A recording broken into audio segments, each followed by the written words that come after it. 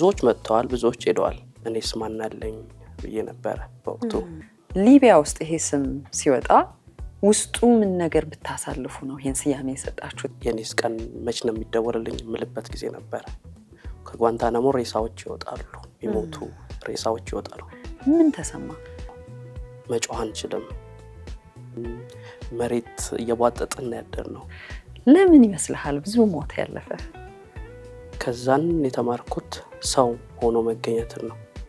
እጣ ፈንታ አለ ብለህ ታስባለህ? መቀነቷን የምትፈታናት ከ10,000 $5,000 ልታመጣ አትችልም። ምድር ሁሉ ሲኦል ናት እንልና የሆነ ቦታ ላይ የሆኑ ጻድቃን አሉ። ስደተኛ እንደ እንትን ነው የሚታየው እንደ ዳይመንድ ነው። በገንዘብ ታውሯል ሰው ነፍስ ዋጋ አጣለች። ሙሉ በሆነ ነገር ውስጥ ጎዶሎነት ይሰማሻል። ማንነትን ፍለጋ ስደት ያስገባል እንዴ?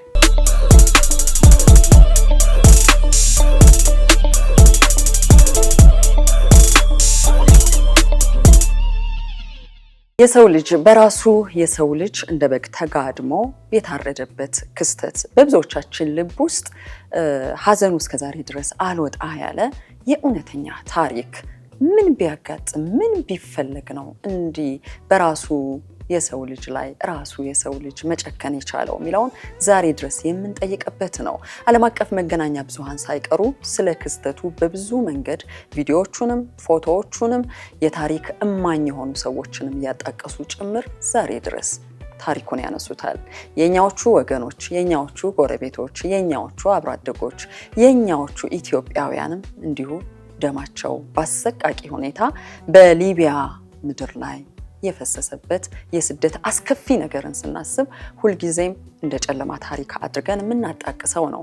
እዚህ ታሪክ ውስጥ የራሱን ሌላ ታሪክ ደግሞ እዛው ሆኖ ታዝቦ ነገሩን አልፎበት ለሌላው ትውልድ ታሪክ ማስተላለፍ አለብኝ ያለውን ዳንኤል አብርሃ ከሀገረ እንግሊዝ እግር ጥሎት ሀገራችን ኢትዮጵያ ይገኛል። እኛም በቻናል 1 የወጌሻ የቅዳሜኛ ፕሮግራማችን ላይ ጥቂት ነገር ልናወራው ፈለግንና ያንን ክፉ ጨለማ ታሪክ በሱ ህይወት ውስጥ ልናይ ወደድን። እንኳን ደህና መጣህ ዳንኤል። እንኳን ሰላም ቆይሽ ቲጂ። ስላገኘው በጣም ደስ ብሎኛል። እኔም በጣም ደስ ብሎኛል። ሁለታችንም እጅ ላይ 23 የሚል ቶዮታ ፒክአፕ መኪና ለብዙዎቻችን አዲስ አይደለችም። ሌላ ደግሞ አንድ አብስትራክት ነገር አለው ከቨሩ በፈተና የተሞላ ጉዞ ከሸገር ሊቢያ ከሊቢያ እስከ ዩኬ የሚል ደግሞ አብሮት የተጻፈ ዳንኤል አብርሃ እንደጻፈው ቢኒያም አሙራ ደግሞ እንዳሰናኘው ወይም እንዳዘጋጀው በሚል የፊት ገጹ ላይ የታተመበት መጽሐፍ በቅርቡ አስመርቀሃል። በቅድሚያ እንኳን ደስ አለህ። እንኳን አብሮ ደስ አለኝ። እኔ ግን አንድ ነገር ባነሳ ደስ ይለኛል የራሴም ስሜት ስለሆነ በሊቢያ ምድር ላይ አንገታቸው ታርደው እንደ ከብት መስዋዕትነትን ከከፈሉት ወገኖቻችን መካከል ለሁለቱ በጣም ቅርብ ነበርኩ። ኢያሱና ባልቻ ይባላሉ። የዛን ወቅት የተሰማኝን ስሜት አሁን ድረስ ሳስበው ሰውነቴን ይነዝረኛል። እውነት ለመናገር ሐዘኑ ከባድ ነበር። ሳምንታትን አብረን አሳልፈናል እዛ መንደር ውስጥ። የጨርቆስ ልጅ ነኝ።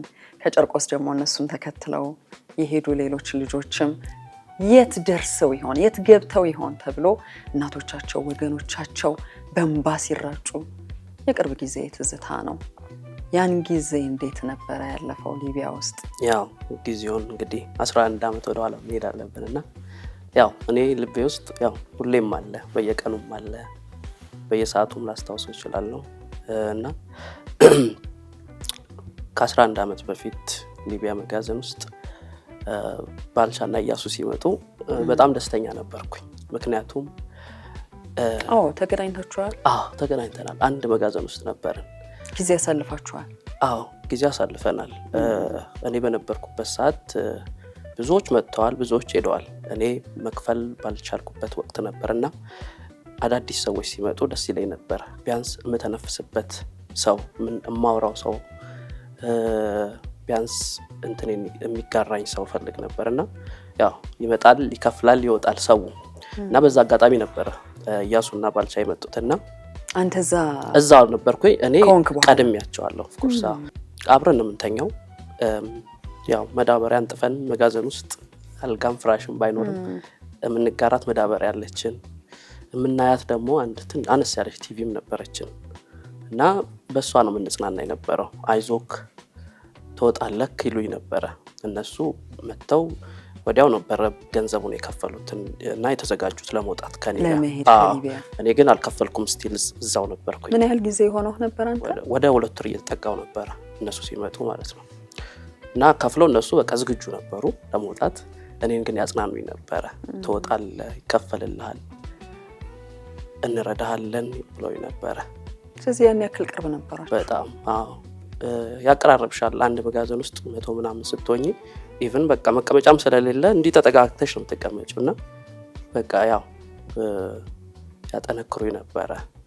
እኔ በጣም ነበር ማለቅሰው እዛ መጋዘን ውስጥ። የኔስ ቀን መች ነው የሚደወልልኝ የምልበት ጊዜ ነበረ። አብዛኛው ሲደወልላቸው ገንዘብ ሲላክላቸው የኔ ወደኋላ ነበር የኔ። እና ልክ ሲወጡ በጣም አልቅሻለሁ። ፈጣሪንም አማርሬ ነበረ። እንዴት እኔን ረሳኸኝ?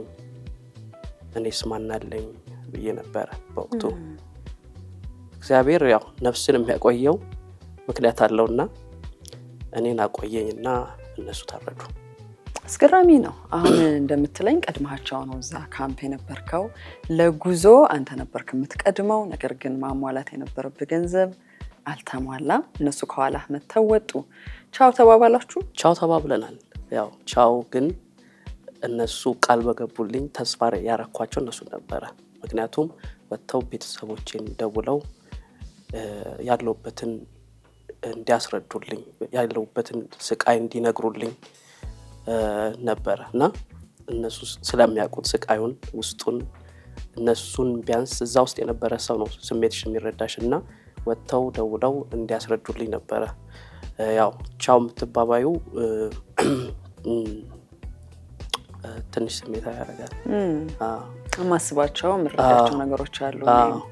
ያው ጽፈኸው የለ በደንብ ትውልዱ መጋራት አለበት ያልከው እውነተኛ ትልቅ ጨለማ ታሪክ አይደል? ያልኩህ ኢያሱና ባልቻ ላይ ያተኮርን እንጂ ለኔ ቅርቦቼ ስለነበሩ ሌሎች ሰዎችም አሉ በእርግጠኛነት። እና ይሄ ስሜታዊነት ሁላችንንም ይጫናል። ቻው የሚል መሰነባበቻ ብዙ ጊዜ ቀጥሎ ምን ይዞ ይመጣል አናውቅም። እርግጠኞች አይደለንም።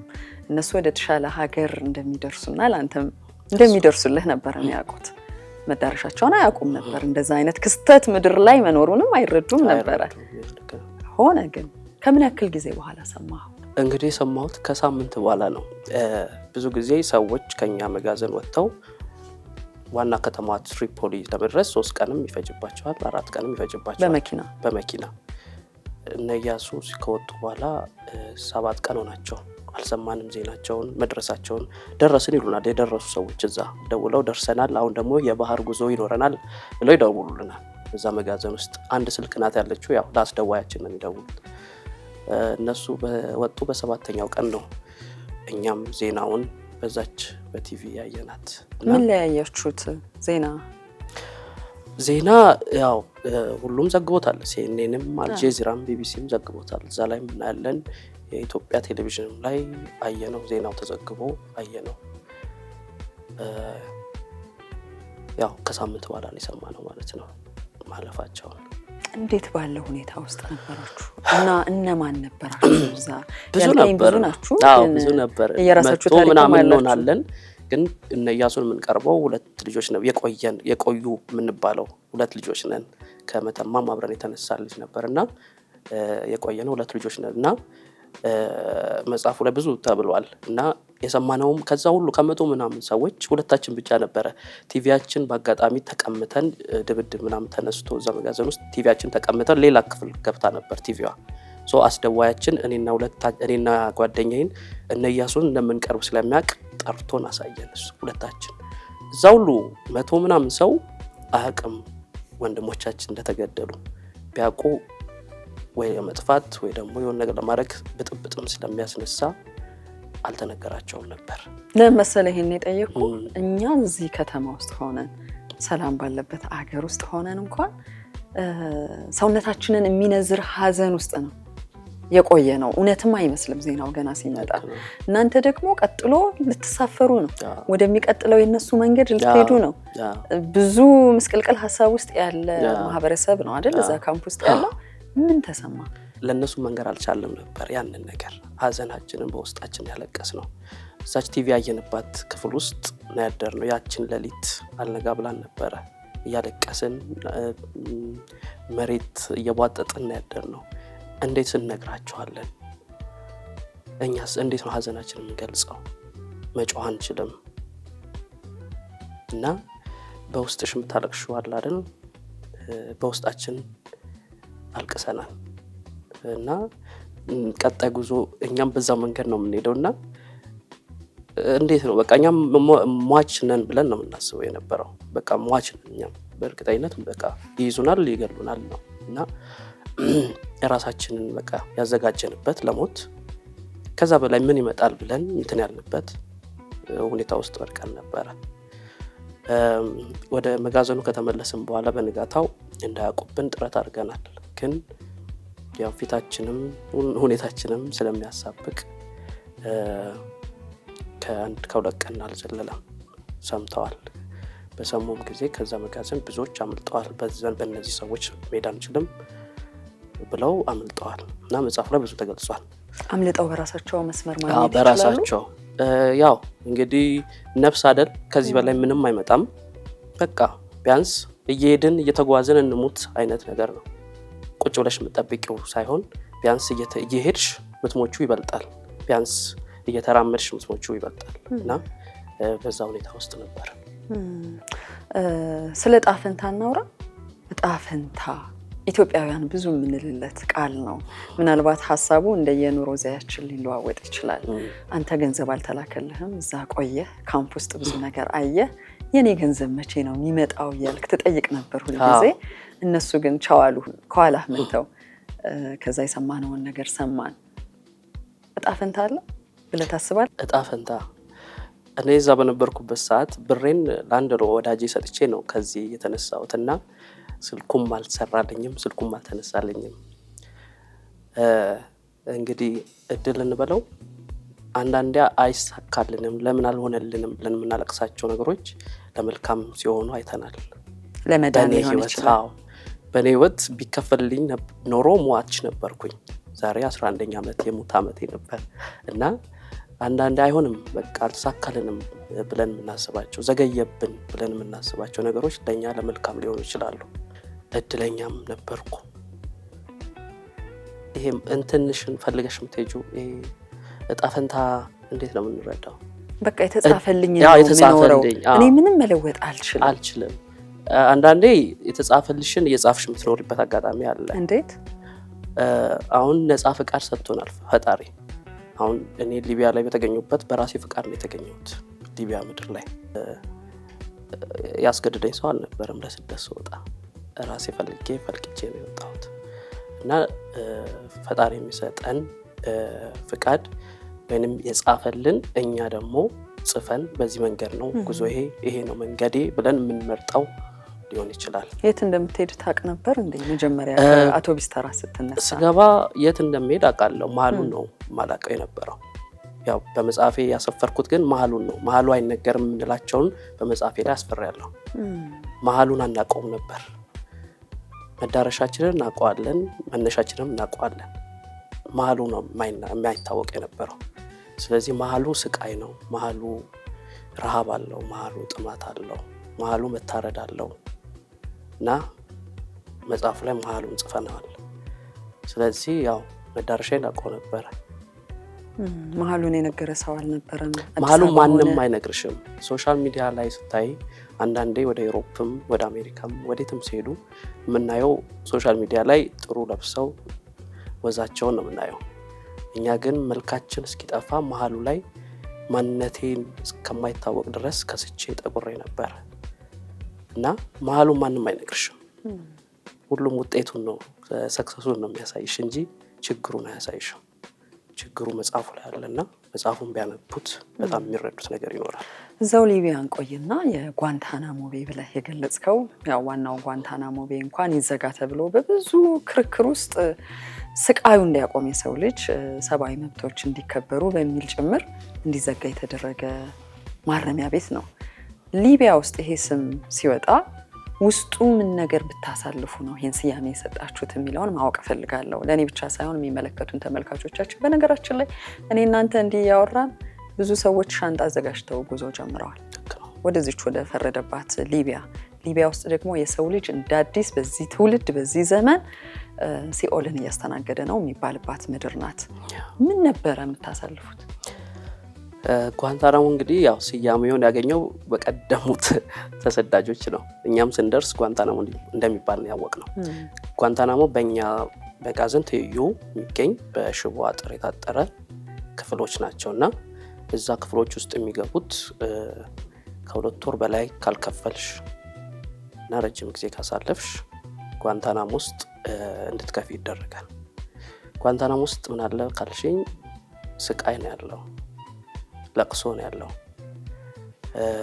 ረሃብ አለ፣ ከኛም የባሰ ረሃብ አለ። 2 ቀንም 3 ቀንም ምግብ ሊሰጣቸው ይችላል። በየቀኑ ይገረፋሉ። በየቀኑ ቤተሰቦቻቸው ሀዘን ለቅሷቸውን እንዲሰሙ ይደረጋል።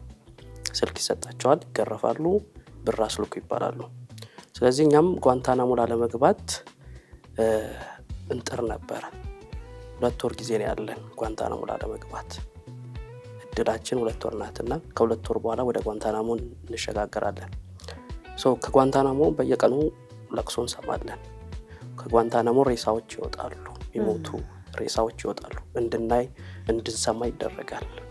በዛ ፈርተን እንድንከፍል ይደረጋልና እንግዲህ ጓንታናሞ ስያሜውን እንግዲህ ስቃዩን ያስተናገደ ሰው ነው የሰጠውና ከጓንታናሞ ወጥተው አቅማቸው በቃ ሞት ደረጃ ላይ ደርሰው ወደኛ የመጡ 2 ልጆች አግኝቼ ነበር። እናም በቃ መክፈል አይችሉም፣ በቃ የመጨረሻው ደረጃ ላይ ደርሰዋል። ስለዚህ ቢያንስ አገልግሎት እንዲሰጡ ይደረጋል። ምን አይነት አገልግሎት? አሁን ለዛ ሁሉ ህዝብ መኮረኒ ነው የተቀቀለ የሚሰጠውና ያንን እንትን እንዲሉ ይደረጋል። ያንን አገልግሎት እንዲሰጡ ይደረግና ከተወሰነ ጊዜ በኋላ ይለቀቃሉ ማለት ነው። ስለዚህ በሶሻል ሚዲያ አልፎ አልፎ የምናያቸው ሰቅጣጭ ቪዲዮዎች እየገረፉኝ ነው፣ ድረሱልኝ፣ ተሰቃየው፣ እናቴ አባቴ፣ በቃ ወገኖቼ የሚባለው እውነት ነው? እውነት ነው። አዎ እውነት ነው። ምክንያቱም ማን ዱላን ይፈልጋል? ማን እንደዛ መቀጥቀጥ ይፈልጋል? ሰው የሚያስገርፉትም ሰዎቹ ደላሎች ናቸው። ያው እነሱ ገንዘብና ገንዘብ ነው የሚፈልጉት። ገንዘቡ ነው አሁን አልቻለ ያለው። ከሀገሪቱ አንፃር የሚጠየቀው ዶላር አይቻለው። ከቤተሰብ አንፃር መቀነቷን የምትፈታ እናት ከ10,000 5,000 ዶላር ልታመጣ አትችልም። ቤቷንም ሸጣ ላይሞላላት ይችላልና ከአቅም በላይ ነው ነገርየውና ለዛም ነው ሰው በየሶሻል ሚዲያ የሚያስለምነው የሚለምነው። እኔ ያንን አቅም አልነበረኝም የመለመን የማስለመን። እዛ ውስጥ የቆየሁበት ለቤተሰቤም አልነገርኩም ነበር ለ2 ወር ያህል። የት እንዳለ አያውቁም ማለቴ አልጠየቅኩም፣ ብር ላለመጠየቅ ቢያንስ እኔ ራሴ ብር አለኝ ብዬ ስለማስብ እና መጠየቅ ከባድ ነገር ነው። ስፔሻሊ ሶሻል ሚዲያ ላይ ወጥቶ ብር ስጡኝ እንደ መጠየቅ የሚከብድ ነገር የለም። በዛም ጉዳዩ ሲበዛ ሰዎች እንዳያዙኑ ያደርጋል። ግን አንተ ተገረፍክ? እኔ እንግዲህ በእነ ኢያሱ ሞት ነው የወጣሁት። ከመዳን የተረፍኩት ይሄኔ ጓንታናሞ ልሆን እችላለሁ። ያ አስደንጋጭ ዜና የብዙዎችን ህይወት ታድጓል። በሌላ ሳይዱ በዛ ሳይድ ባይሆን ኖሮ ጥሩ ነበር። በመሞታቸው ቤተሰቦች ደንግጠው ጎረቤትም ሁሉም የቻለውን አቅም አድርጎ ከዛ ያንን ሁሉ ሰው አስወጥቷል። የተረሱትም ታስበዋል እና ያንዱ ሞት ለአንዱ ሽረት ሲሆን ታያለሽና በዛን መንገድ ባይሆን ጥሩ ነበር። አንተ አምልጠህ ወጣህ ነው ወይስ? አይ ተከፈለልኝ። በቃ ያንን ሞት ሰው ሲሰሙ እዚያ ያሉ አካላት ከፍለው አስወጡኝ።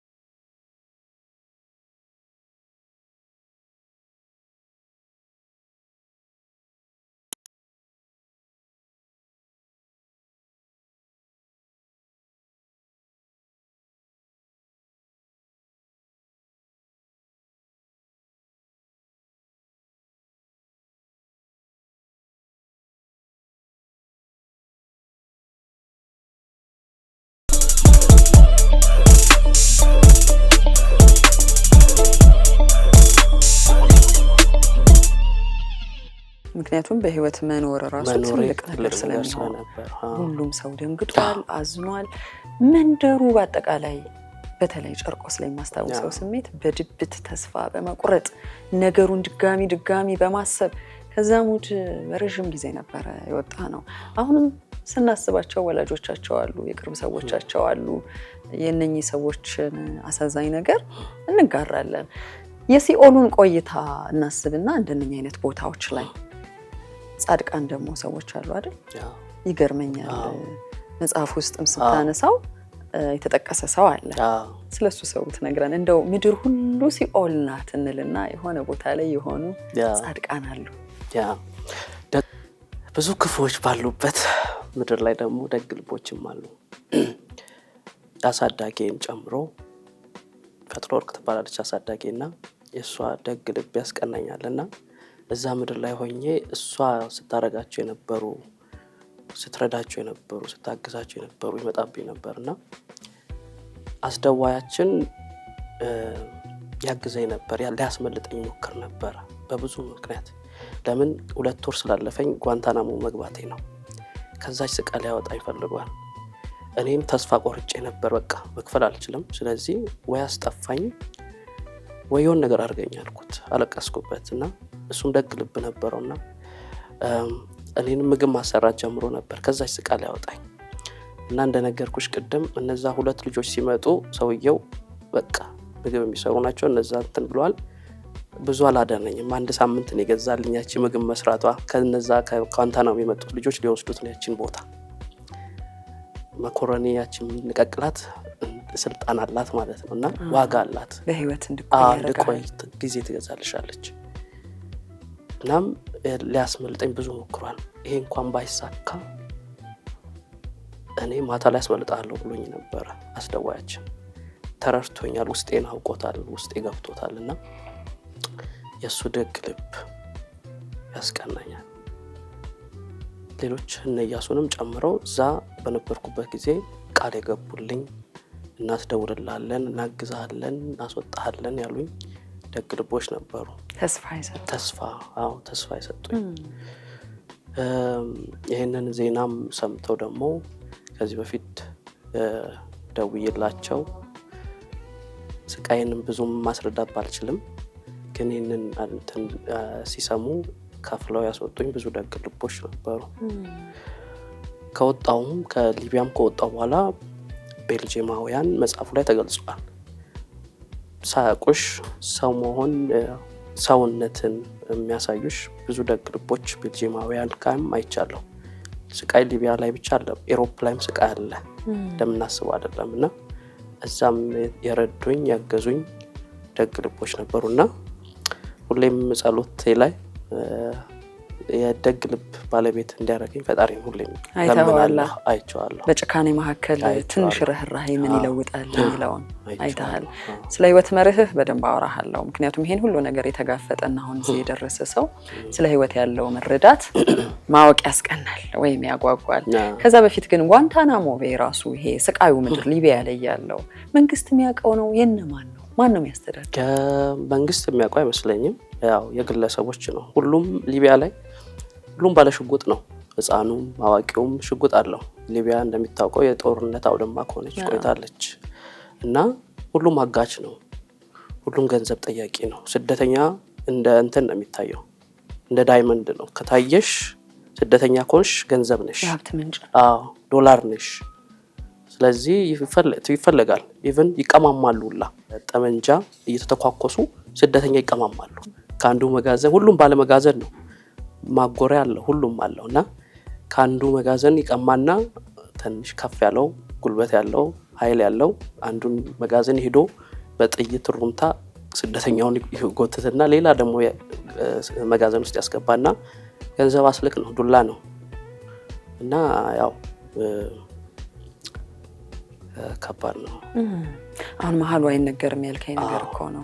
ሁላችንም ዝግጅት እናደርጋለን፣ ከዛ የሆነ ቦታ ራሳችን እናገኘዋለን። ሊቢያ ከደረስን በኋላ ቀላል ነው። ከዛ በመርከብ አይደል ወሬው። አሁን በዚህ ሰዓት የሚያልኩ የስደት ዝግጅት ያለበት ሰው ካለ በተለይ ህገወጡን መስመር የሚከተል ካለ ሊቢያ ከደረስክ በኋላ ቀላል ነው የሚባለው። ሊቢያ ላይ ያለው ታሪክ ነው አሁን እየሰራን ያለው። ዳይመንድ ነው። አንድ ስደተኛ ዳይመንድ ነው፣ ብር ነው። ስቃዩን ስለምታስቢ እንትኑን ስለምታስቢ ስፔሻሊ አሁን ኤርትራያኖችም አሉ ሶማሌዎችም አሉና ይጎርፋል። ዶላሩም ከአሜሪካም ዘመድ ያለው ከዩሮፕም ይጎርፋል። አንድ ነፍስ ለማዳን ስለሆነ ያንን አውቀውታል፣ ቢዝነሱን አውቀውታል። ስለዚህ ቢዝነስ ነው የሚሰሩት። እና እዛ ከገጠመኝ ካስገረመኝ አበሻ ደላሎች አሉ ከእስር ቤት ገዝተውሽ $500 በ1000 ብር የሚሸጡት ደላሎች አሉ። የኛ ወገኖች ማለት ነው። ወገኖች አበሾች አሉ። ስለዚህ በገንዘብ ታውሯል ሰው፣ ነፍስ ዋጋ አጣለች።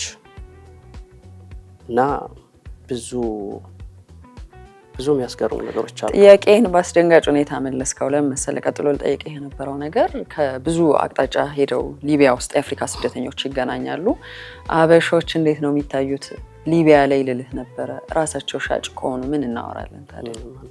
ምንም ልናወራ አንችልም አይደል? ያስገራሚ ነው። ምን አልክ ታዲያ? አሁን አበሾችን እዛ ስታይ ሻጮች፣ አትራፊዎች፣ የራሳቸውን ወገን አስገዳዮች ሲሆኑ ምን ታያለሽ? ሰው ልጅ አበሻም ሆነ ነጭም ሆነ ያው ቀለማችን ተለያየ እንጂ ሰው ነን። ከሰውነት ወጥተናል ኦሬዲ። ሰው መሆኑ ከቀረ አበሻም ሆነ ሁሉንም በእኩል አይን ታያቸዋለሽ በቃ።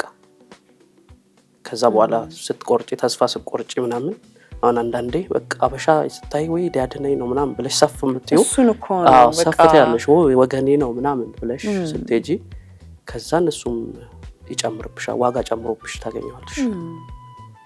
እና መተዛዘኑ የለም፣ ሁሉም አውሬ ሆኗልና ሰው መሆንሽን ትጠያለሽ። እኔ ሰው መሆኔን ጠልቼ ነበር፣ መፈጠሬን ጠልቼ ነበር፣ መሞትን እመኝ ነበር። በምን ታከምክ ግን? አሁን የምትነግረኝ ነገር እኮ ብዙ ምስቅልቅልና ይሄ ከሲኦል ያመለጠች ነፍስ ባጭሩ ብንለው ይሻላል።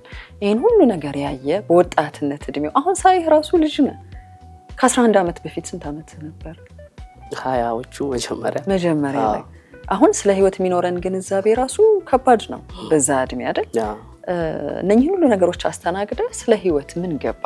ስደት ማንም የሚመርጠው ነገር አይደለም። ስደት ብዙ ስደተኛ አለ። ህገወጥ መሆኑ ነው፣ በህገወጥ መውጣትሽ ነው። ያ እንግዲህ ዳንኤልን በብዙ አስተምሯል። ጭካኔንም አየሁት፣ ሞትንም አየሁ ፊት ለፊቴ ላይ።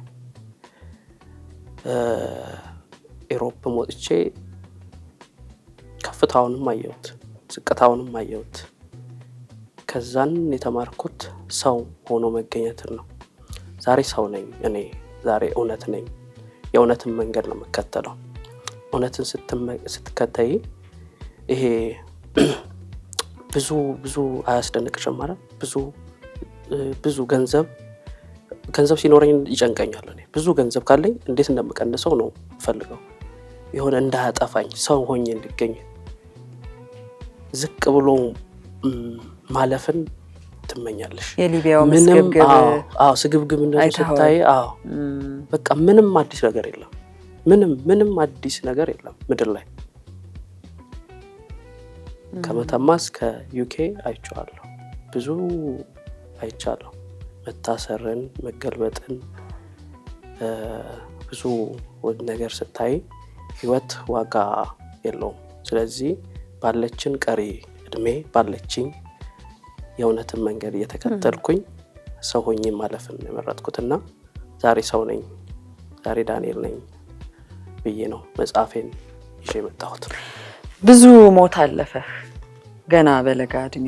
እንግዲህ ወደፊቱን በተረጋጋ ህይወት ውስጥ የምትቆይና የበሰልክ መስሎ በደንብ ታይቶኛል። ገጽህም አነጋገርህም ይሄንን ቁም ነገርም ለትውልድ ማስተላለፍህ ለምን ይመስልሃል ብዙ ሞት ያለፈ? ምክንያቱም ቁጭ ብለን እኮ እናስባለን ስለ ህይወት አይደል? ይሄ ነገር መጥቶ ነበር ህይወት ውስጥ አለፈኝ፣ ለምን ይሆን? ቀጥሎ ደግሞ ሌላ አደጋ መጣ፣ እሱም አለፈኝ፣ ለምን ይሆን? በጣም ስለተጠነቀክ ነው? ህይወትን ስለምትጓጓላት ነው? ለምን መሰለ? እኔ ለታምር ያቆየኝ ይመስለኛል። ለታምር ነው ያቆየኝ፣ ለምስክርም ያቆየኝ ይመስለኛል። ለምን እንዳቆየኝ ፈጣሪ ያውቀዋል። በርግጥ ግን እኔ እውነት ነኝ ነው። አሁን እኔ እውነት ነኝ የመጽሐፍ ሽፋኔ ላይ የአይን ምልክት ያረኩበት ያየሁትን የሆንኩትን ነው እና ጥያቄ ያነሳውበትን ነው። ጥያቄ ምልክትም አለው አይኔ ላይ።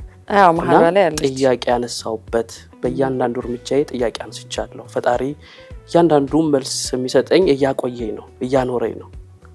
ስለዚህ ያው እኔ እውነት ነኝ ነው። ብዙ የሚያፈላስፍ ነገር ይኖረዋል ህይወት። አንዳንዴ ጉዞ አንዱ የሚያፈላስፈው ነገር ማንነትን ፍለጋ ከቤት መውጣት። ማንነትን ፍለጋ ስደት ያስገባል እንዴ? ሰው እንግዲህ እንደያመለካከቱ ነው።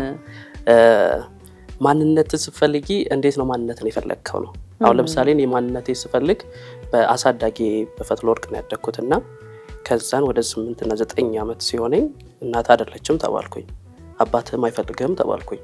ማን ነው እንዲህ ያለ? አንዳንድ አካላቶች፣ አንዳንድ ማህበረሰብ ውስጥ ያሉ ያንቺ ይሄ የልጅነት አይምሮሽ አለ አይደል? እሱን የሚጎዱ ቃላት የሚነግሩሽ ሰዎች አሉ። ማወቅ ሳትፈልጊ እንድታቂ የሚያደርጉሽ ሰዎች አሉ። እናም በዛ በጨቅላ እድሜ ማንነቴን አለማወቄ ምንም ሳይጎልብኝ ሙሉ በሆነ ነገር ውስጥ ጎዶሎነት ይሰማሻል። ከዛም ወዴት እንደምትሄጂ አታውቂው። እጠፋ ነበር ከቤት ካሳዳጊ ቤት። የት እንደምሄድ አላውቀውም፣ ምን እንደምፈልግ አላውቀውም። ግን አይምሮዬ ላይ የተሰገሰገው ነገር የቤተሰብ ማን ነው የወለደኝ፣ ለምንድን ነው የተውኝ፣ ለምንድን ነው የማይፈልጉኝ የሚለው በትምህርት ቤትም ላይ ቤተሰቦችሽን ጥሪ ስትባይ ሲመጡ አባትና ሲመጣ የምታስተውያቸው ነገሮች፣ ከዛም በኋላ ደግሞ ወደ ቤትሽ ስትመለሺ ጥቃቅን ነገሮች። ከዚህ በፊት እኮ ተገርፈሽም ሊሆን ይችላል፣ ተቆጥተውሽም ሊሆን ይችላል። ከዛ በኋላ ግን ምንም ነገር እንዲሆንብሽ አትፈልጊም እና ጥቂት ነገሮች ያስከፉሻል።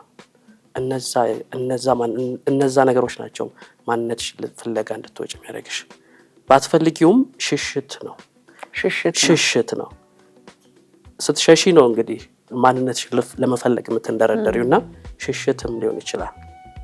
ሌላ ያላየነውን ጎንን ያሳየህን። ምናልባት በዚህ ሰዓት አገር ለቀን እንወጣለን የሚሉ ህገወጡን መስመር፣ ሞት ያለበትን መስመር የሚጋፈጡ ሰዎች እየሸሹ ሊሆን ይችላል። ከምንድን ነው እየሸሹ ያሉት? እነሱ ያውቃሉ። ግን እንደ ማህበረሰብ ትልቅ የቤት ስራ ሰጥተህናል ማለት ነው። አንዳንዴ በማያገባን ነገር ጣልቃ እየገቡ በጎ አሳዳጊህን ጭምር ሞራል የሚነካም ነው። ከዛ በኋላ ያው ለስደትም ከወጣ በኋላ ቁጭቶች ነበሩ። ልክ ራሴን ሳቅ፣ አሁን ያለሁበት ማንነቴ ሳቅ። ለካስ ለህብረተሰቡ ጨቅላ መሆኔ ነው ስህተቱ። በእርግጥ ግን ለህብረተሰቡ መልስ ለመስጠት ነው። ለካስ እናት አለኝ አባት አለኝ፣ አልጎደለብኝም እኮ እናት ቢኖርም ባይኖርም፣ ግን ምላሽ ለመስጠት ነው። ለካስ ያ ሁሉ ጥንቅጥ፣ ያ ሁሉ ስቃይ ለህብረተሰቡ እናት እኮ አለኝ፣ ለነሱ ምንም እኮ አይደለም። እናት ቢኖረኝም አባት ቢኖረኝም ለነሱ ምንም አይደለም። እኔ አልጎደለብኝም ነበር እኮ።